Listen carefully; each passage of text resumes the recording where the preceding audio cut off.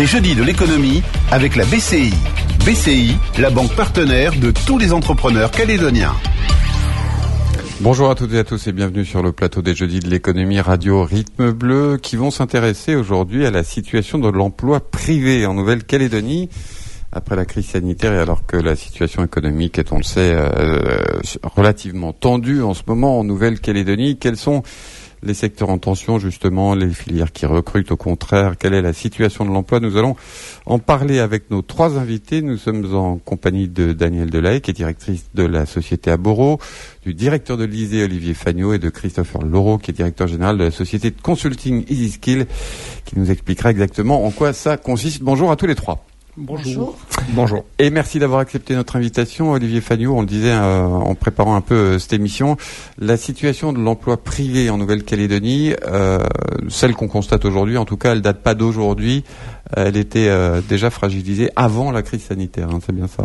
Oui, c'est bien ça. Je pense que c'est intéressant de rappeler le contexte économique d'avant crise sanitaire.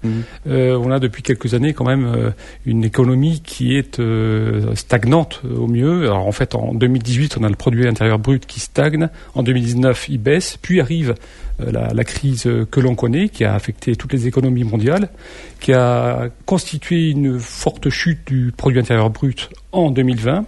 Et alors que toutes les autres économies voyaient un rebond en 2021, celle de Nouvelle-Calédonie poursuit sa chute en 2021.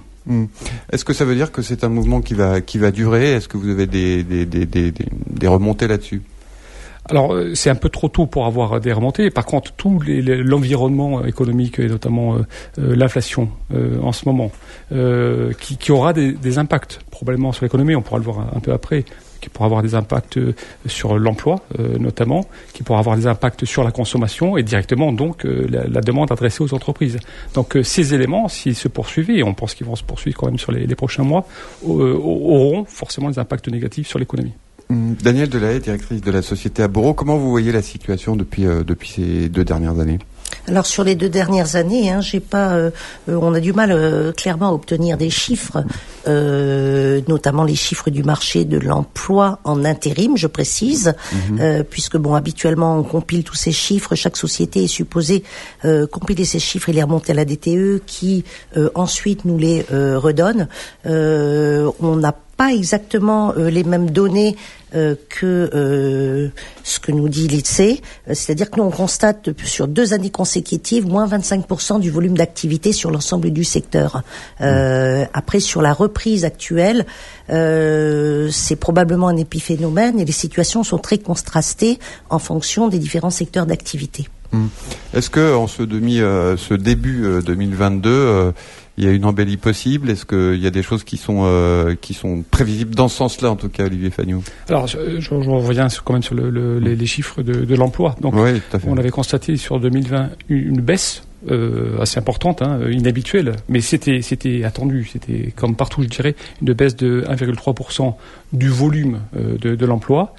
Et 2021, une hausse, mais qui ne suffit pas à compenser la baisse observée. Donc on n'était pas encore sur les niveaux 2019. Et tout l'environnement économique nous laissait craindre de nouveau une baisse de l'emploi. Notamment, on a constaté sur la période de crise sanitaire que les défaillances d'entreprises étaient à un niveau très bas. Oui. On s'est dit, c'est probablement parce que les aides... Elles ont été très aidées, oui. Elles ont été très aidées, ça leur a permis de suivre ou de survivre durant cette période, et probablement qu'à l'issue de cette période, au moment où il va falloir rembourser les emprunts, et puis en plus rembourser les emprunts, mais faire face aussi à une hausse des intrants, à l'inflation, à la baisse de la consommation, et probablement, on en parlera peut-être, à une augmentation des salaires, parce qu'il va y avoir des négociations et des charges. Il va y avoir des négociations salariales, puisqu'il y a une revalorisation du SMG, il y aura peut-être une revalorisation des salaires des fonctionnaires aussi, hérités du niveau national. Donc, tout ça nous laissait penser que dans les prochains mois, l'emploi va de nouveau baisser.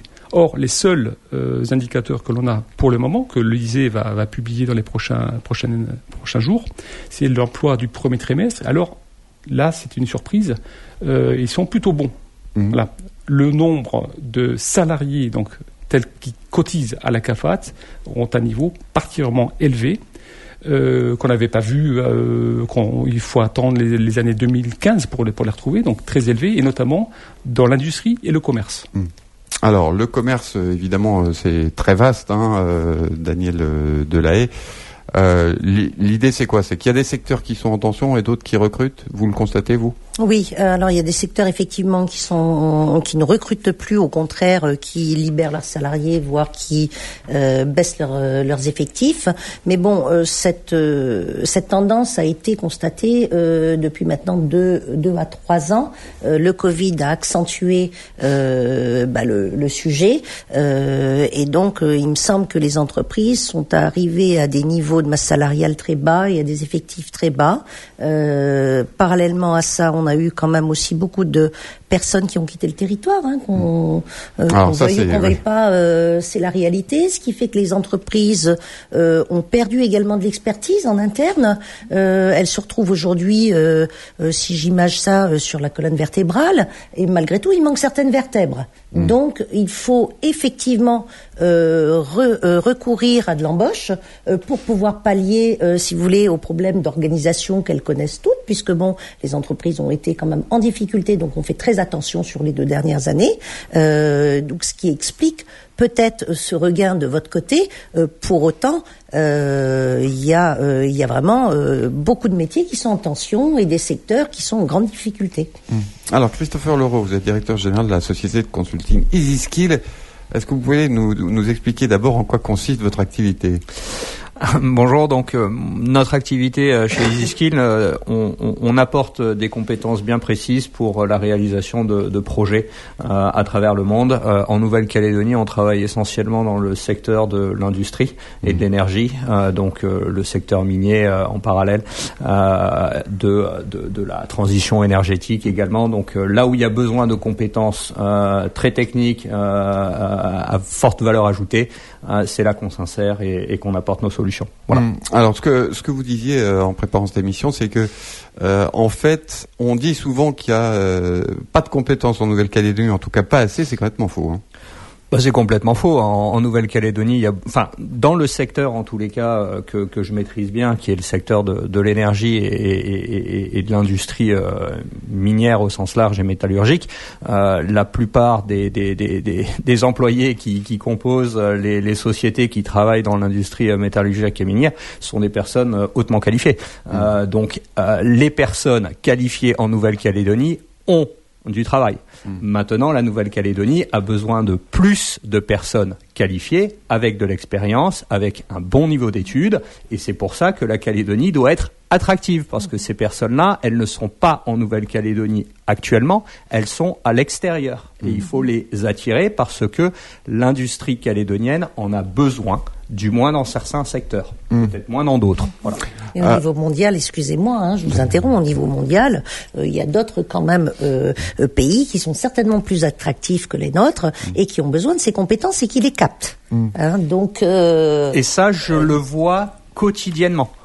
La Nouvelle-Calédonie, rien que dans le secteur du nickel, on est en compétition avec l'Indonésie, avec plusieurs pays d'Afrique, le Canada, l'Australie, et à un moment donné, ces compétences-là, on en a besoin peut-être plus que d'autres, et donc il faut savoir les attirer. Voilà. Donc le contexte global calédonien est extrêmement important, parce que nous, ça nous permettra d'attirer tous les talents possibles nécessaires à la réalisation des projets qui sont repartis. En 2022, l'activité minière en Nouvelle-Calédonie est beaucoup plus encourageante que 2019 et 2020 et 2021.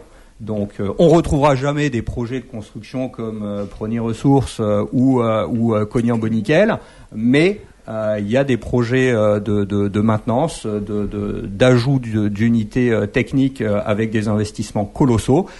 Il faut en profiter. Les 2-3 prochaines années dans ce secteur-là seront positifs, et je pense qu'ils vont être générateurs de beaucoup d'emplois.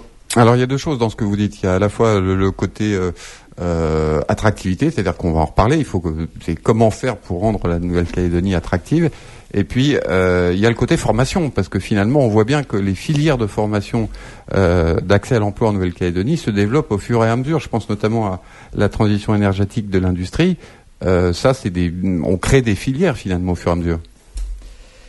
Exactement. On crée des filières, c'est très bien. Il faut qu'il y ait du projet et effectivement, il faut que les filières de formation suivent cette nouvelle tendance.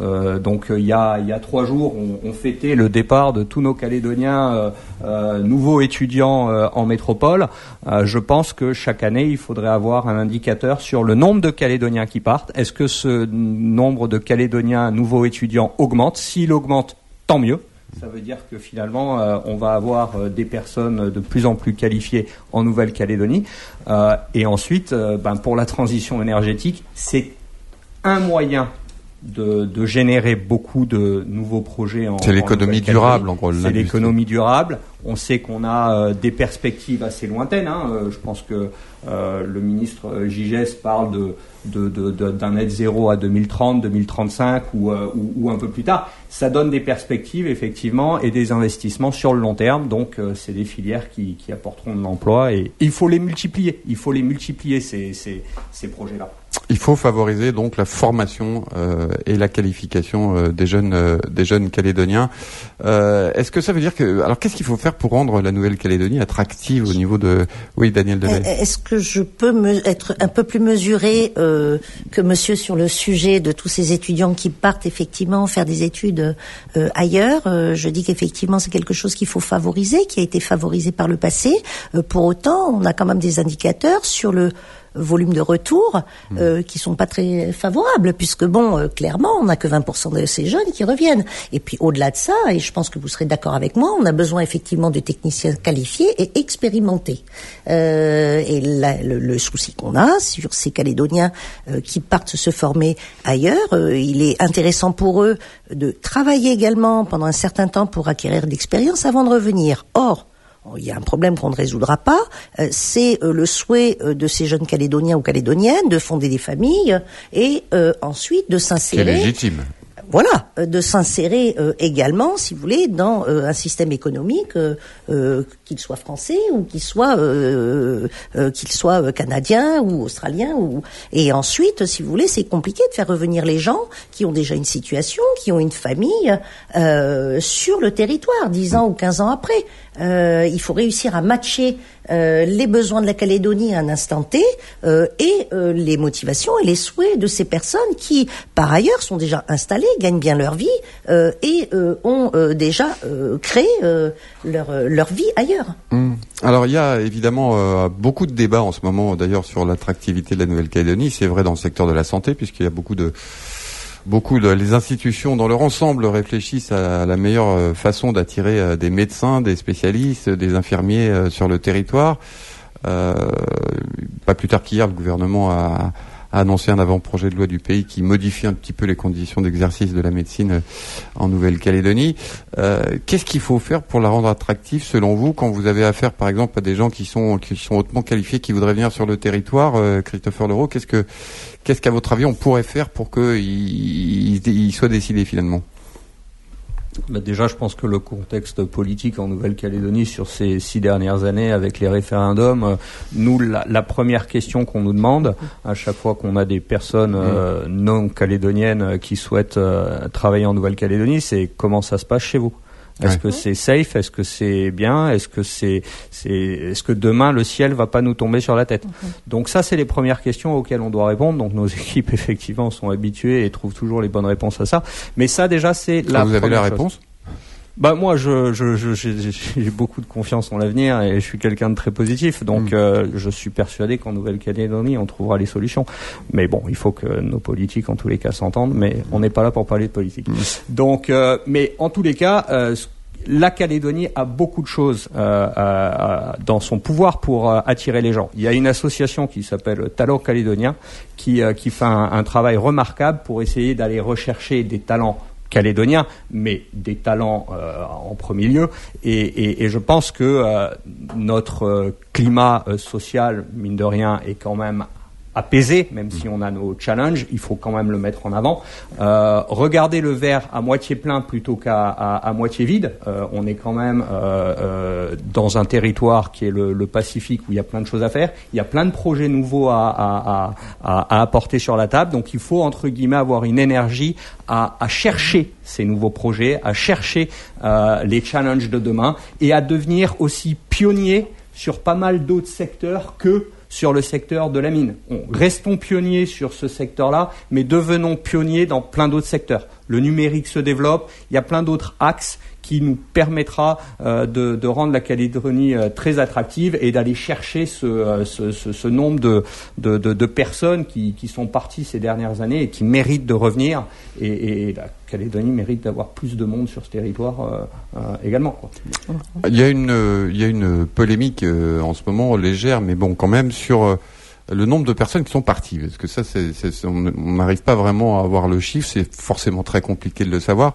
Est-ce que les uns et les autres, vous avez une idée un peu plus précise du nombre de personnes qui auraient quitté le territoire ces derniers temps, Olivier Fagnot? Alors, bon, déjà, à l'occasion de chacun des recensements, c'est l'occasion de faire le bilan, d'accord, sur les 5 dernières années, ce qui s'est passé, et à l'occasion du recensement 2019, on a établi un bilan sur les départs et les arrivées. Donc, il y a eu 27 000 départs en 5 ans, d'accord, et en même temps, il y a eu 17 000 arrivées. Donc il y a un manque de 10 000 personnes. Alors quand on dit 27 000 départs, c'est plus que dans les 5 ans précédents. Et 17 000 arrivées, c'est moins que dans les 5 ans précédents. Et c'est là que je reviens sur la question faire venir les talents. C'est bien, mais il faut penser aussi à leur famille. C'est-à-dire le conjoint ou la conjointe qui n'est pas calédonien, qui ne pourra pas forcément trouver de travail parce que l'emploi local, qui a des vertus par ailleurs, mais parce que l'emploi local ne lui permettra pas de travailler. Et je pense que c'est un axe aussi de travail pour penser aux conjoints et aux conjointes. Donc vous me disiez, le solde migratoire, donc 10 000 entre 2014 et 2019, et depuis on n'a pas beaucoup d'indicateurs, mais on a un indicateur qui nous paraît quand même assez sensé, c'est le trafic aérien. En fait, vous soustrayez les départs et les arrivées et vous constatez que malheureusement, le solde migratoire déficitaire se poursuit depuis 2019. Alors, il faut le prendre sur une période assez longue. Au mois, le mois, ça n'a pas grand sens. Mais si on prend depuis 2019, qui commence à être assez intéressant, on a effectivement 6, 7, 8 000 personnes supplémentaires qui s'ajoutent aux 10 000 qui sont déjà partis entre 2014 et 2019. Donc le chiffre de 18 000 qui a été avancé par Nicolas Mesdorf l'autre jour au Congrès on n'est pas forcément loin de la réalité. Mais on l'estime effectivement. Alors ça a évidemment des conséquences en plus de la situation économique qui aujourd'hui n'est pas forcément super florissante. Il y a un indicateur qui est assez important, c'est celui qui est publié par l'IOM, qui est l'indicateur du climat des affaires. Est-ce qu'il y a des craintes chez les chefs d'entreprise dans les mois, dans les périodes qui vont venir? Alors selon la dernière étude de l'IOM, on a 25% des entreprises répondantes qui craignent une défaillance dans les 12 prochains mois. Et lorsqu'on s'intéresse plus précisément au tourisme ou à l'agriculture, aquaculture, on est sur 50%. Donc on a 50% des chefs d'entreprise qui estiment qu'il y a un risque pour leur entreprise dans les 12 prochains mois. Voilà, c'était énorme. C'est énorme, c'est inquiétant. Et ça c'est expliqué aussi par l'environnement dont on parlait, notamment l'inflation. L'inflation. Comment les entreprises, face à l'augmentation de leurs entrants, vont pouvoir contenir les prix de leurs produits pour qu'ils soient encore accessibles aux consommateurs et ne pas faire baisser la consommation derrière. Ça, c'est un véritable enjeu pour les entreprises là. On parlait tout à l'heure, Daniel Delahaye, des secteurs en tension. Est-ce qu'il y a en revanche des secteurs qui recrutent? C'est-à-dire qu'on va essayer de voir le verre à moitié plein, comme disait Christopher Leroux tout à l'heure. Est-ce qu'il y a des gens est-ce qu'il y a des secteurs dont on sait que là il y a des besoins? Alors écoutez, nous, à notre niveau, ce qu'on constate, c'est qu'il y a une évolution très positive, si vous voulez, des besoins Est-ce que c'est effectivement pour compenser ceux qui sont partis, ou est-ce que lorsqu'on recrute, finalement, on va piocher forcément dans le vivier qu'on a localement, donc qui travaille déjà, et donc on déstabilise Pierre pour aider Paul, parce que on constate ces mobilités-là. Alors oui, il y a des secteurs qui sont plus en tension que d'autres, et c'est lié à leurs difficultés économiques. On parlait de l'agriculture, on parlait de donc voilà. Ensuite, les secteurs qui recrutent, ce sont quand même toujours les mêmes. Alors, est-ce qu'on sera plutôt sur des métiers qu'un secteur particulier ? Vous voyez, on parlait tout à l'heure du commerce ensemble. On s'aperçoit, si vous voulez, que si on suit les chiffres, le commerce globalement va bien. Pour autant, quand on s'adresse au syndicat des commerçants, ils vous disent que peut-être que la grande distribution tire son épingle du jeu, ou sur certaines niches de produits, mais globalement, le petit commerce va mal. Donc là, qu'est-ce qui recrute, qu'est-ce qui ne recrute pas, c'est difficile. On sait qu'il y a énormément... Oui, Olivier Fagnot. Alors, je veux dire, sur les secteurs en tension, sous tension, vous avez cité tout à l'heure le secteur médical, et effectivement, c'est le plus visible, et puis en plus, ça nous concerne tous. Ça met en péril, finalement, la santé de la population. Et après, il y a ce qui se passe aussi en entreprise, et ce qu'on vit, nous, très concrètement, Olivier, et ça, c'est un phénomène nouveau, c'est que on a des difficultés pour trouver des profils. Mais ce qui est nouveau, c'est que on est en concurrence avec.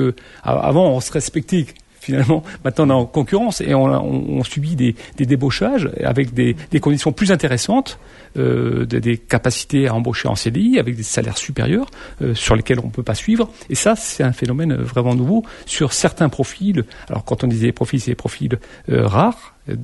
Et avec expérience.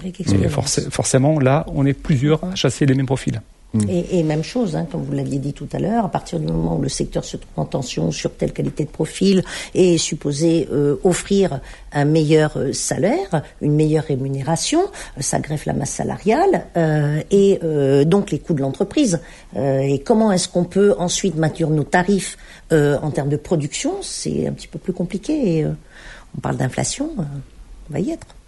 Quand vous cherchez des profils particuliers, Christopher Leroux, qu'est-ce que vous constatez, vous ? On constate que la reprise économique mondiale est là. Les talents, donc les personnes qualifiés, niveau d'études, là je m'adresse à tous les Calédoniens, niveau d'études plus un petit peu d'expérience, c'est très recherché à travers le monde. Donc les attirer en Nouvelle-Calédonie, c'est un réel challenge, c'est certain. Donc c'est un défi, de pays, de territoire.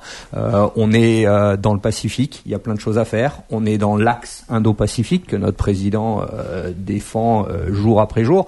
Donc il y a on peut être la base arrière de la France sur plein de projets dans la zone. On peut penser export également. Quitte à exporter notre expertise calédonienne. Notre expertise calédonienne. On doit plus exporter notre expertise calédonienne également. Ça sera du relais aussi à de l'emploi. Alors certes, c'est difficile. Les entreprises n'ont pas forcément l'argent pour investir dans l'export. Mais en tous les cas, nos voisins le font. Si à un moment donné on veut voir la conquête de plein d'autres pays et juste voir la Nouvelle-Calédonie rayonner à l'intérieur de son lagon, faisons pas d'efforts et restons comme ça et attendons de l'aide annuelle qui viendra de 23 000 kilomètres. Et c'est pas comme ça entre guillemets que la Calédonie doit rayonner. On n'a rien à apporter à l'Australie, peut-être peu de choses à apporter à la Nouvelle-Zélande, ils nous attendent pas, mais il y a plein d'autres territoires à côté sur lesquels on a une valeur ajoutée, une sacrée valeur ajoutée. Voilà. Fidji, Vanuatu, Papouasie-Nouvelle-Guinée, c'est des territoires où il y a de la mine, où il y a des industries dans lesquelles la Nouvelle-Calédonie a beaucoup de choses à apporter. Voilà. Moi, ce que j'aimerais juste ajouter par rapport à la difficulté d'attirer les talents en Calédonie, puisque on fait aussi beaucoup de recrutement hors territoire, on est quand même sur un marché en France qui est aussi pénurique. On l'entend tous les jours. Les personnes ont soit changé d'optique, ou et non plus le même rapport au travail. Donc clairement, il faut aussi qu'en Calédonie, on soit en capacité de s'adapter par rapport au rythme, par rapport aux besoins, par rapport. Tout simplement, on s'aperçoit que, si vous voulez, sur les générations un petit peu plus jeunes, elles souhaitent avoir plus de flexibilité dans le travail, elles souhaitent pouvoir interrompre à un moment donné leur travail pour pouvoir faire autre chose, et puis finalement elles peuvent revenir. Moi, j'ai le cas, par exemple, de comptables qui ont décidé de faire du miel. Bon, l'expertise de la comptabilité, là, on peut plus la proposer ailleurs, puisque on change de métier, et en France, on n'entend que ça également. Oui, et on voit bien que ce soit sur la médecine, que ce soit sur tous les autres pôles. Et là-dessus, moi, je rebondis là-dessus. Je pense qu'il y a un modèle actuellement qui est en Nouvelle-Calédonie, qui est calqué sur le modèle métropolitain. C'est le CDI est la clé pour avoir un emprunt à la banque. Ouais.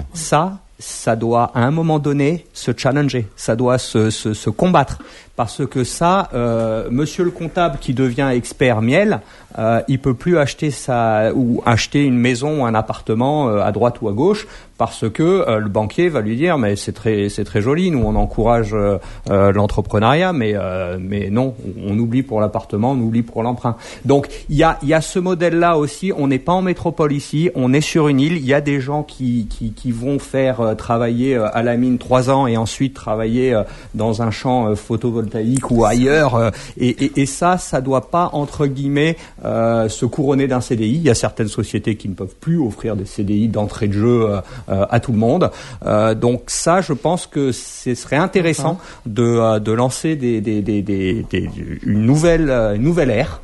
Est-ce que l'employé calédonien est obligé d'avoir un CDI pour emprunter, et si ce qui n'est pas le cas dans les pays anglo-saxons notamment. Oui. Anglo-saxons, mais non, c'est pas tout le cas. Et vous me tendez la perche également, quand on parle de CDI comme modèle pour la Calédonie. On a toujours, nous, au niveau de l'intérim, combattu cette idée préconçue, parce que les populations océaniennes, pour beaucoup d'entre elles souhaitent être d'une part dans leur environnement tribal, et également dans le travail. Donc il y a des allers-retours permanents, si vous voulez, qu'il faut peut-être également aider, ou en tout cas accompagner. Et on voit bien que entre je sais que le MEDEF s'est emparé du sujet et doit rencontrer le ministre de l'Emploi, ou en tout cas l'élu en charge de l'emploi à ce titre. On voit bien qu'aujourd'hui, on doit mettre le travail au même niveau, quel que soit le type de contrat.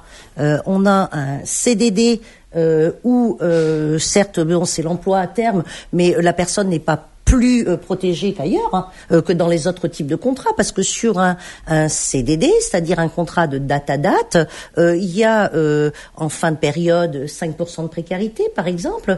Sur l'intérim, vous avez 15% soumis à cotisation.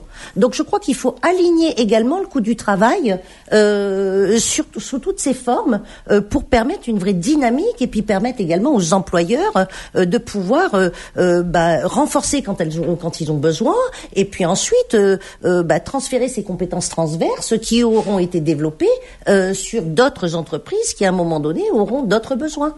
Je crois qu'il faut raisonner en termes de compétences et non plus en termes de métiers, et non plus en termes non plus de métiers pérennes, parce que ce n'est pas ce que demandent les populations aujourd'hui. Ce n'est plus ce que demandent les populations aujourd'hui.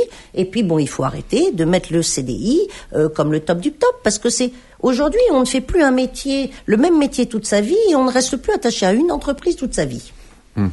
Ça veut dire que Olivier Fagnaud, l'alignement, enfin disons l'assouplissement des conditions d'accès au crédit, ça pourrait être un élément de la relance économique.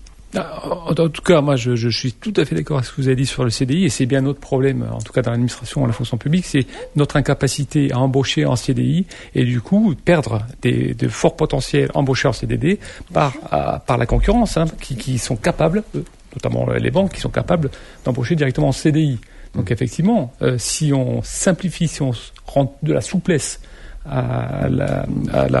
aux conditions d'accès au crédit, sans passer nécessairement par un CDI, effectivement, ça sera plutôt bon pour nous. Et ça sera un regain d'activité. Oui. On retrouvera des personnes viendront en Nouvelle-Calédonie pour un modèle économique innovant et qui se rapproche un petit peu d'un juste milieu entre la rigidité métropolitaine et la souplesse anglo-saxonne. Et voilà, la Nouvelle-Zélande et l'Australie sont des pays voisins que je connais assez bien, et c'est pas faire un saut dans le vide, c'est juste nous adapter et être innovants. On a bien compris le message. Merci à tous les trois d'avoir été sur le plateau des Jeudis de l'économie Radio Rythme Bleu aujourd'hui. Émission qui sera disponible d'ici quelques petites minutes en réécoute sur notre site internet rrb.nc. Merci à tous, passez une belle après-midi. Votre prochain rendez-vous avec l'info, c'est à 13h, le rappel des titres de l'actualité du jour. Le prochain rendez-vous avec les JDE, ce sera bien sûr jeudi prochain. Bel après-midi. Les jeudis de l'économie avec la BCI. BCI, la banque partenaire de tous les entrepreneurs calédoniens. Bonjour à toutes et à tous et bienvenue sur le plateau des jeudis de l'économie radio Rythme Bleu qui vont s'intéresser aujourd'hui à la situation de l'emploi privé en Nouvelle-Calédonie après la crise sanitaire et alors que la situation économique est, on le sait, relativement tendue en ce moment en Nouvelle-Calédonie. Quels sont les secteurs en tension, justement, les filières qui recrutent, au contraire, quelle est la situation de l'emploi? Nous allons en parler avec nos trois invités. Nous sommes en compagnie de Danielle Delahaye, qui est directrice de la société Aboro, du directeur de l'ISE, Olivier Fagnot, et de Christopher Laureau, qui est directeur général de la société de consulting EasySkill, qui nous expliquera exactement en quoi ça consiste. Bonjour à tous les